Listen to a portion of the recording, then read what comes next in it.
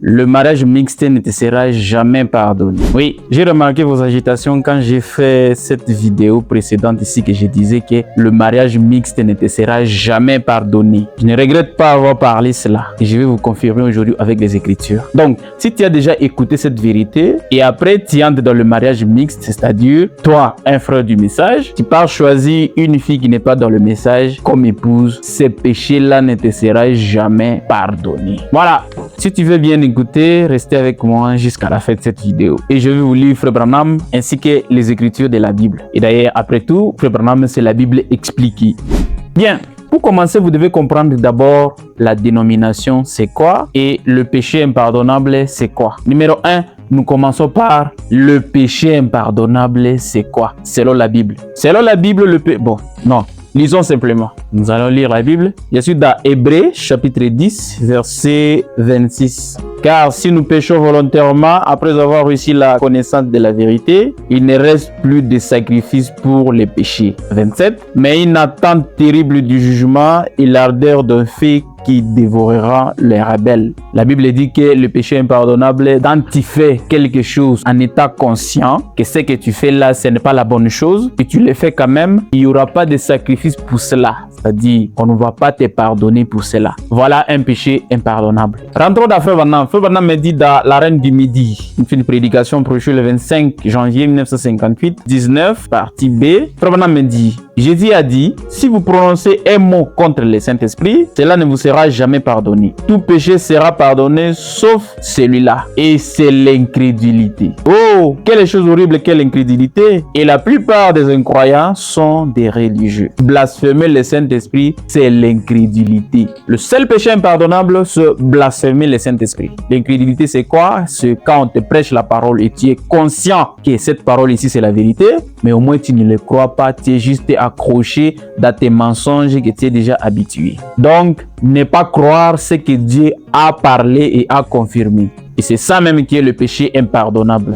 Maintenant, la dénomination, c'est quoi? Frère Branham me dit, pourquoi ne sommes-nous pas une dénomination prédication prêchée le 27 9 1958, paragraphe 20. Maintenant, la plus ancienne dénomination et la première église dénominationnelle que nous avons eue, c'est l'église catholique. Et elle a été organisée 300 et quelques années après la mort du dernier apôtre. C'est vrai, vous trouverez ça dans l'histoire des premiers pères de Nicée. Frère Branham me dit que c'est l'église catholique qui est la première dénomination de l'église. Paragraphe 111. Frère Branham me dit, maintenant, nous voulons aussi vous faire remarquer autre chose ici, c'est qu'une dénomination. Je continue. Bon, ceci va piquer un peu. Et pourquoi souvent quand je vous parle, quand je suis basé souvent avec Frère Branham, ça vous pique parce que rien ne vous est familier. Et ça va piquer toujours un peu plus, vous voyez? Mais je vais vous faire voir que les dénominations ne sont pas nées de Dieu et n'ont pas été instituées par lui. Elles ont été instituées par les diables.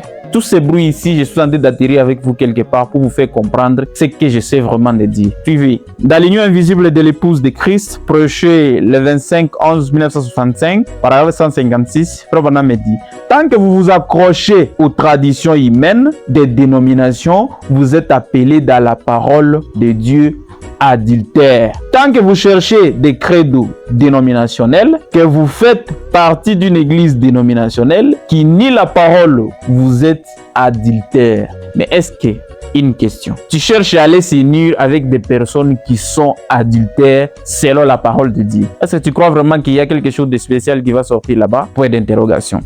J'arrive. Vous comprenez que les dénominations sont des adultères. C'est pas moi qui ai dit, hein. Frère Branham qui dit. Parce que vous connaissez très bien que dans la Bible, les adultères n'iront pas au ciel. Souvent quand je fais mes vidéos, il y a certaines choses que je ne peux pas lire parce que vous connaissez déjà. Ça vous sert à quoi de lire encore? Ça sera comme une passe-temps. C'est pourquoi je parle seulement avec la bouche. Mais vous connaissez très bien que ces choses ici se trouvent dans la Bible. Si vous regardez dans la Bible 1 Corinthiens 6, verset 9, la Bible dit que les adultères n'hériteront pas. Lisons ça. Ne savez-vous pas que les injustes n'hériteront point le royaume de Dieu?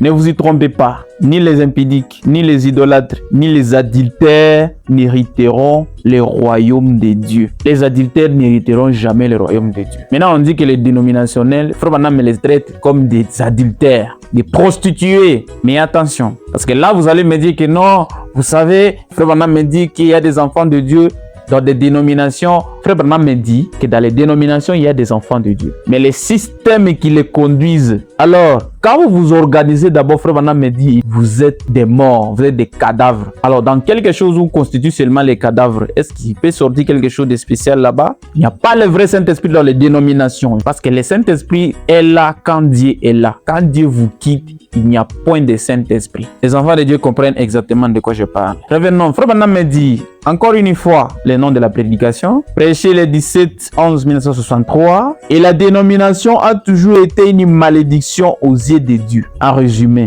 une dénomination, c'est un système humain qui remplace la conduite directe du Saint-Esprit par des credos, des statuts et une hiérarchie. Placer des hommes à la place de Dieu, c'est ça une hiérarchie. C'est pourquoi vous voyez souvent dans les dénominations, il y a toujours des représentants, pasteurs district, des chefs.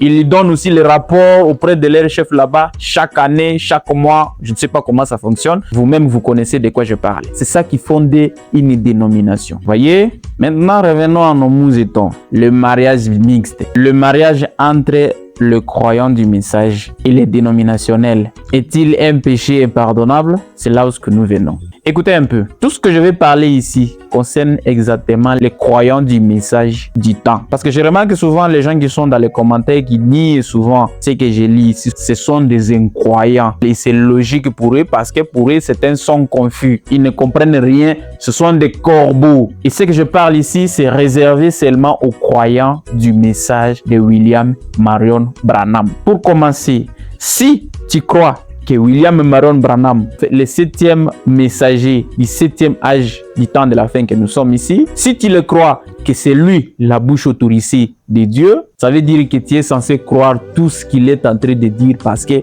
c'est Dieu qui est en train de parler à travers lui. Voilà une parenthèse que vous devez comprendre. Et Frère Branham me dit que nous, l'Église épouse du temps de la fin, nous typifions l'Israël ancien et nous regardons très bien que il y a 7 âges de l'Église. Dans chaque âge, il y avait toujours un prophète. Ça, vous le connaissez très bien. Maintenant, ce qui constitue l'Église épouse, ce sont des croyants qui ont cru chacun de ces prophètes là-bas. Et d'autres personnes n'ont pas cru à ces prophètes. Ils ne vont pas aller à l'enlèvement. Parce que vous, aujourd'hui, les dénominationnels, vous dites souvent que non, nous croyons seulement à Jésus. Tu ne sauras jamais ce Jésus-là sans un prophète. Tu peux lire la Bible, il y a les licenciés en tout. Sans les prophètes, vous ne comprendrez jamais. C'est pourquoi les dénominationnels s'embrillent. Alors, pour bien comprendre la Bible, il faut croire un prophète. Maintenant, aujourd'hui, moi, je vous dis que même si tu ne crois pas à Frère Branham comme ton prophète, mais pour que tu aies accès à l'enlèvement, il faut que tu croies un prophète, que tu crois que vraiment celui-ci est un prophète de Dieu qui est venu nous préparer pour cet enlèvement-là. C'est là que tu auras accès à l'enlèvement. Sinon, tu vas rester.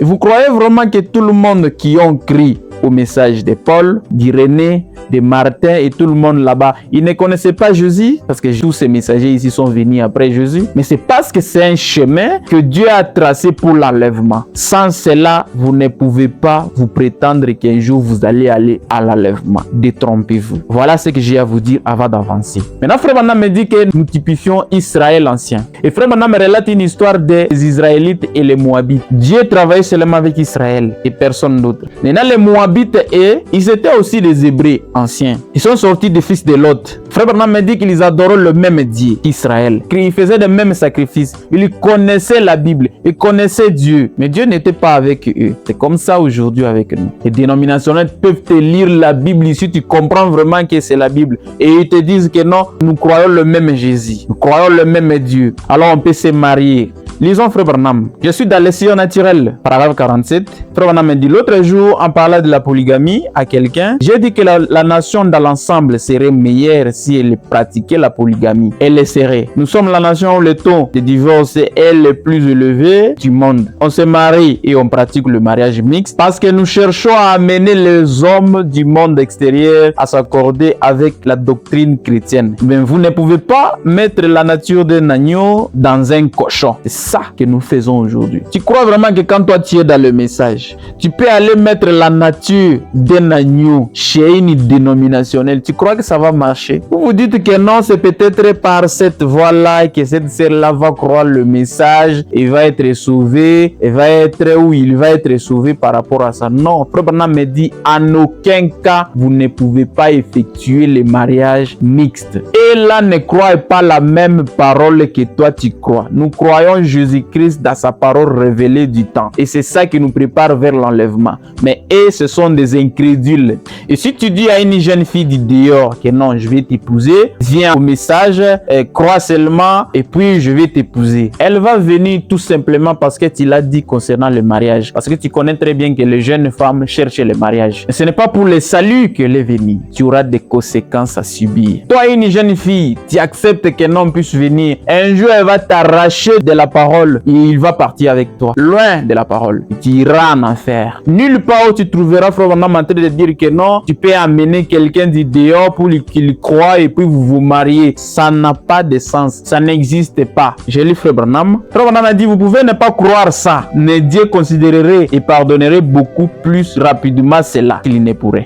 Dieu peut pardonner la polygamie, mais le mariage mixte, jamais. Je continue. Maintenant, rappelez-vous, n'allez pas dire que je crois à la polygamie. Non, Frère Branham ne croit pas à la polygamie. La polygamie aussi, c'est un grand péché. C'est pourquoi on fait un choix une bonne fois pour toutes et c'est fini. Je continue. Frère Branham parle dans Regarder à l'invisible, paragraphe 12. C'est une prédication prêchée le 3-10-1958. Ne faites pas de mariage mixte. Épousez un garçon qui croit exactement comme vous. Car après tout, servir Dieu est la chose la plus importante que nous sommes appelés à faire sur cette terre. Et si vous épousez ou faites ce qui est contraire à cela, vous payerez pour cela dans les jours à venir. Vous devez toujours vous en souvenir. Vous payerez pour cela. On ne va pas vous pardonner. Je continue. Vous devez toujours vous en souvenir. C'est par la foi et non par la vue. Le juste vivra par la foi.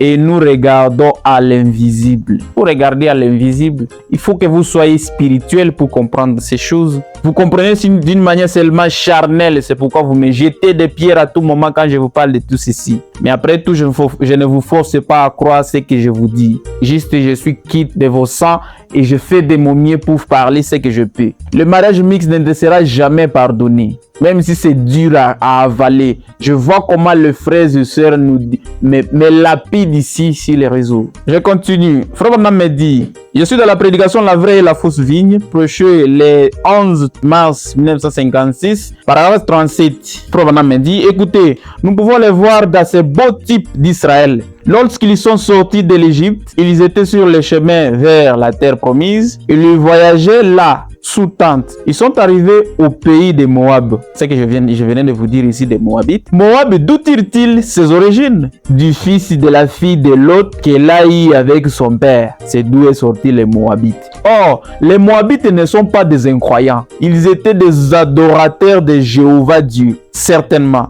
il l'était. Ils avaient même un bon prédicateur là du monde, du nom de Balaam, un prophète. Mais comme beaucoup de ces prophètes mercenaires, ils étaient à prix d'argent. Le Moabite, il a adoré le même Dieu qu'Israël, comme nous voyons aujourd'hui avec les dénominationnels. Il écrit Jésus, Jésus, le même Jésus que nous appelons ici. Ils lisent la même Bible que nous lisons. Le frère Branham me dit, et ils avaient même un prophète Balaam, un pasteur, captivé toujours par l'argent. C'est ça que nous voyons dans les dénominationnels. Je continue.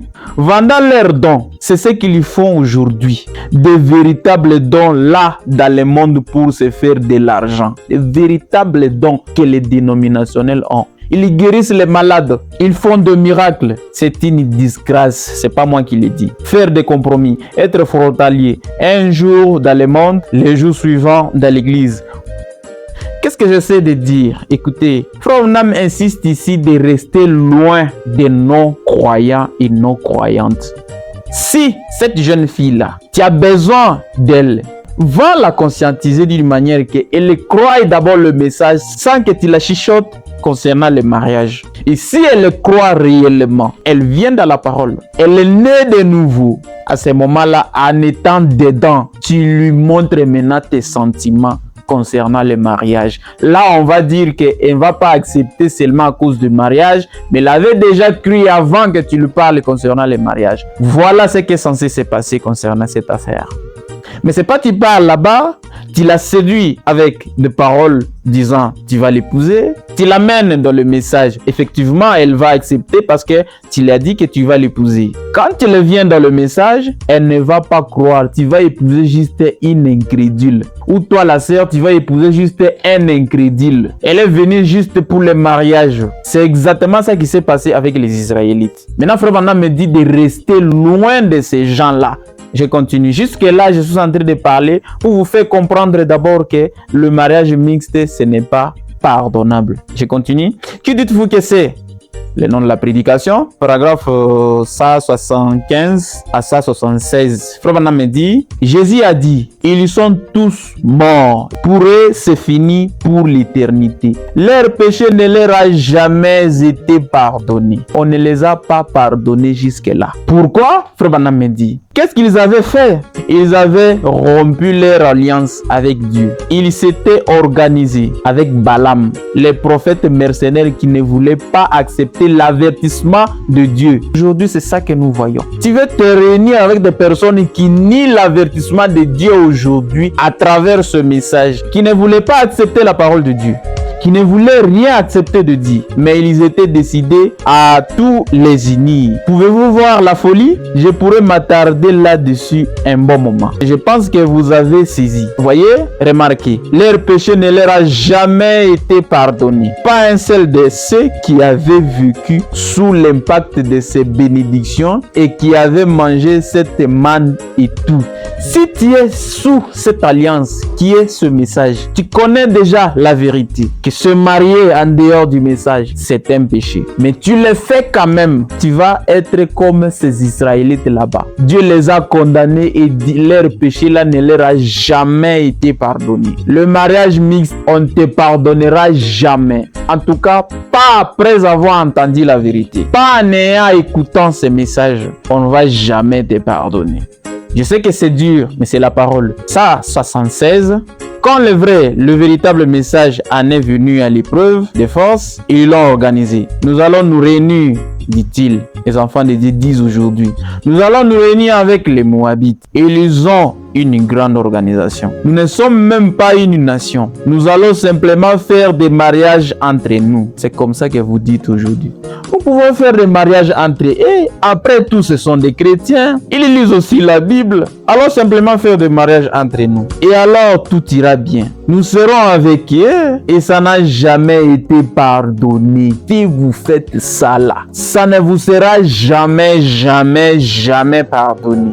Et tu iras en enfer. J'insiste là-dessus. Tu iras en enfer. C'est là que les mots que le prophète dit, que le mariage est lié au salut, prend tout son sens. Après la vie éternelle, c'est le mariage. Le diable peut te rater pendant ta naissance. Le diable peut te rater dans ton adolescence. Et il t'attend seulement le jour de ton mariage. Le moment que tu vas faire les choix, c'est là qu'il va t'avoir. C'est là que tu vas être envahi par ces paroles que non, épousons-les, c'est pas un problème. Après tout, je veux la sortie des dénominations. Elle va être une croyante du message et ça sera bien. On ira au ciel ensemble avec elle. C'est-à-dire, je serai une bénédiction pour elle. Et tout ça, vos raisonnements bidons. Est-ce que selon les prophètes, ce que vous avancez comme raisonnement là, est-ce que les prophètes l'approuvent aussi? Est-ce que ce que vous faites là, ce n'est pas l'incrédulité? Parce que tu connais très bien que ce n'est pas la parole. Oh, les sœurs du message aujourd'hui sont devenues bizarres et elles ont un mauvais comportement. Et patati patata, non mon frère, c'est toi, exactement toi qui as un vrai problème. Si on peut dire qu'il y a quelqu'un venant du diable, c'est toi. Il y a beaucoup de sœurs. Comment on peut appeler de mauvaises personnes tant qu'il n'y a pas de bonnes personnes? Toi, tu voulais que tout le monde, toutes les femmes du message puissent être correctes? Non, c'est pour cela qu'on vous pousse à prier avant de se marier. Si c'était que toutes les femmes du message sont parfaites, pourquoi ne pas aller tout simplement une heure, tu prends tout ce que tu veux, comme elle est du message, tu la prends sans problème. C'est parce qu'il y a 3 sortes de croyants. Et pour éviter que tu ne partes pas tomber avec, je ne sais pas, 3e sorte de croyants, c'est pourquoi on vous envoie d'aller prier pour trouver une bonne femme qui te convient, mais c'est seulement dans le message. Ça ne leur a jamais été pardonné. Dieu ne pardonne pas de mariage mixte.